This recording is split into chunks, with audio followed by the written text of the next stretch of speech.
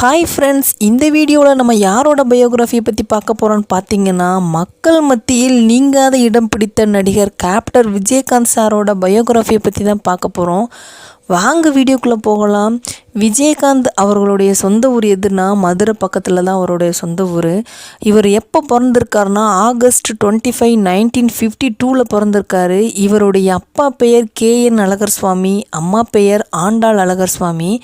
இவங்களுடைய தந்தை பக்கத்தில் கீரைத்துறையில் ஒரு ரைஸ் மில் வச்சுட்டு வந்திருக்காங்க.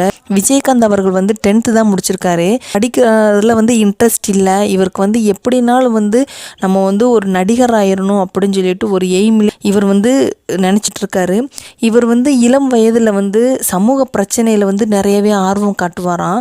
ஆனால் அவங்க அப்பா இவரை நினச்சி ரொம்பவே ஃபீல் பண்ணுவாராம். என்ன நம்ம பையன் இப்படி பொறுப்பு இல்லாமல் இருக்காரு, இவரை ஒரு நல்ல நிலைமைக்கு கொண்டு வரணும் அப்படின்னு சொல்லிட்டு அவங்க அப்பா ரொம்ப ஃபீல் பண்ணிட்டு இருக்காரு. அந்த டைமில் இவர் மறுபடியும் அவங்க அப்பா வச்சிருக்க அந்த ரைஸ் மில்லே இவர் வேலைக்கு போய் ரைஸ் மில்லோட நிர்வாகத்தவே இவர் பார்த்துட்டு வந்துட்டு இருக்காரு.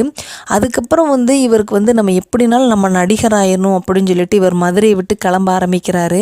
இவர் கிளம்புறதுக்கு முன்னாடி ராசிங்கிற ஸ்டுடியோவில் இவர் போய் நிறைய ஃபோட்டோஸ் மாடலாக எடுக்கிறாரு. இந்த ஃபோட்டோஸ் எல்லாம் நம்ம போய் அவங்க கிட்ட காமிச்சோம்னா நம்மளுக்கு கண்டிப்பாக படத்தில் நடிக்கிறதுக்கான வாய்ப்பு நம்மளுக்கு கிடைக்கும். ஒரு எய்மோட சென்னைக்கு இவர் போகிறாரு. சென்னைக்கு இவருக்கு போன உடனேவும் இவருக்கு படத்தில் நடிக்கிறதுக்கான வாய்ப்பு கிடைக்கல. இவர் நிறைய கஷ்டப்படுறாரு. நிறைய டைரக்டரை போய் மீட் பண்ணுறாரு. ஆனாலும் இவருக்கு நிறைய எந்த ஒரு பட வாய்ப்புமே கிடைக்கவே இல்லை. அதுக்கப்புறம் இவருக்கு ஃபஸ்ட்டு இவருக்கு படத்தில் நடிக்கிறதுக்கான ஒரு வாய்ப்பு கிடச்சிச்சு. இவர் சின்ன ரோலில் தான் இவர் ஃபஸ்ட்டு நடிக்க ஆரம்பிக்கிறாரு. இவர் ஃபஸ்ட்டு ஒரு சின்ன ரோலில் நடித்து முடிச்சுட்டு அதுக்கப்புறம் இவருக்கு படத்தில் நடிக்கிறதுக்கான வாய்ப்புகள் கிடச்சிட்டு வருது. இவர் நடிச்சிட்ருக்கார். 1990 ஜனவரி 31 பிரேமலதாவை விஜயகாந்த் சார் மேரேஜ் பண்ணிக்கிறாரு. இவங்களுடைய திருமணம் மதுரையில் தான் நடக்குது.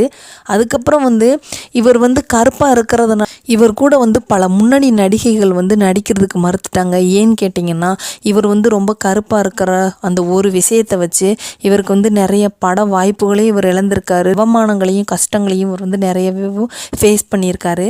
அதுக்கப்புறம் இவர் MA காஜாவோட இனிக்கும் இளமை படம் தான் இவர் ஃபஸ்ட்டு நடித்த படம். இது 1979 தான் இவர் இந்த படத்து மூலமாக தான் இவர் ஹீரோவாக அறிமுகமாகறாரு சினிமா துறையில். இந்த படத்தில் இவருடைய உண்மையான பெயர் விஜயராஜ். ஆனால் இந்த படத்து மூலியமாக தான் இவர் விஜயராஜை எடுத்துட்டு விஜயகாந்த்னு இவருடைய பெயரை ஆட் பண்ணிட்டாரு. இந்த படம் ரொம்பவே ஹிட் அடிக்காமல் போச்சு. இவருடைய அடுத்த படம் தாங்க அகல் விளக்கு. இந்த படமும் 1979 தான் ரிலீஸ் ஆச்சு.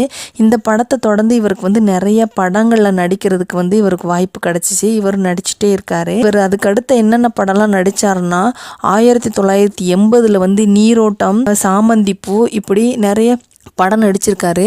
ஆனால் இவருக்கு எந்த படமே ரொம்பவே ஃபேமஸாக ஓடலை. இவருக்கு ஹிட் அடித்த படம் எந்த படம்னு கேட்டிங்கன்னா தூரத்து இடிமுழக்கம் படம் தான் இவருடைய வாழ்க்கையே மாற்றி அமைத்த படம்னு சொல்லலாம்.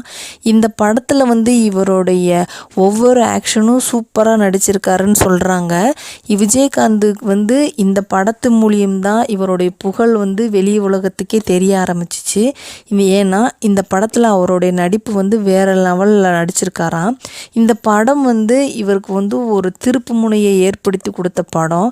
இந்த படத்துக்கு அப்புறம் இவர் வைதேகி காத்திருந்தால், ஊமை விழிகள், இந்த மாதிரி ஃபேமஸான படத்தெல்லாம் நடிச்சிருக்காரு.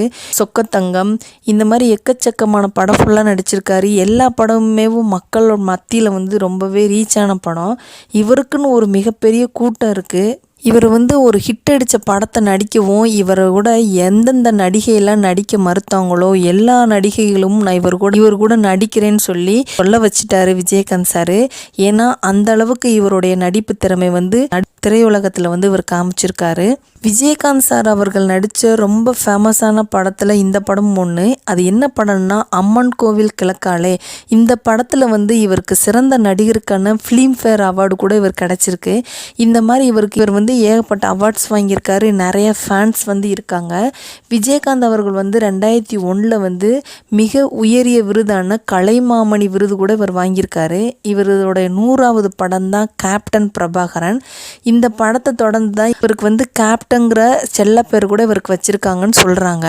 இவர் வந்து நடிகர் சங்கத்தோட தலைவராக கூட இருந்திருக்காரு. அப்போது அந்த சங்கத்தில் கடன் நிறைய இருக்குது. அந்த கடனை வந்து இவர் தான் அந்த கடனை அடைச்சி அந்த நடிகர் சங்கத்தவேவும் அந்த நிர்வாகம் பண்ணி வந்தாருன்னு கூட சொல்கிறாங்க. ஏழை எளிய மக்களுக்கு வந்து இவர் நிறைய ஹெல்ப் பண்ணியிருக்காரு. அது போக இவர் படத்தில் நடிக்கிற டைரக்டருக்கு வந்து பணம் இல்லாதப்ப இவர் பணம் கொடுத்து அவங்களுக்கு வந்து ஹெல்ப் பண்ணியிருக்காரு.